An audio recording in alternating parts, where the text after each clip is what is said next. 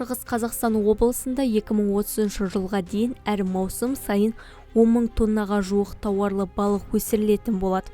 Шаруа қожалықтары әсіресе хан балық пен бекіре және тұқы тұқымдас түрлеріне көп көңіл бөлмек. Зайсан ертіс облысаралық бассейндік балық шаруашылығы инспекциясының мамандары межелі міндеттің жүзеге асатынына сенімді. Себебі өңірдегі 20 ірі шаруашылық жылына 70 миллион дана шабақ өсіреді.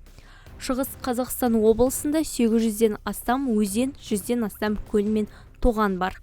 Балық шаруашылығын дөңгелетуге табиғаты жайлы өңір.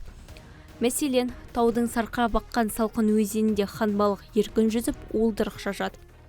Вячеслав Асанов биыл 500 тоннадан астам тауарлы балық алған. Өнімнің 50%-ға жуығын Еуропа елдерінде де сатты. Кәсіпкер өндіріс ауқымында кеңейтуді көздеп отыр. Ол үшін бұқтырма су қоймасының жағалауында балық шаруашылығы кешенін ашу қажет дейді.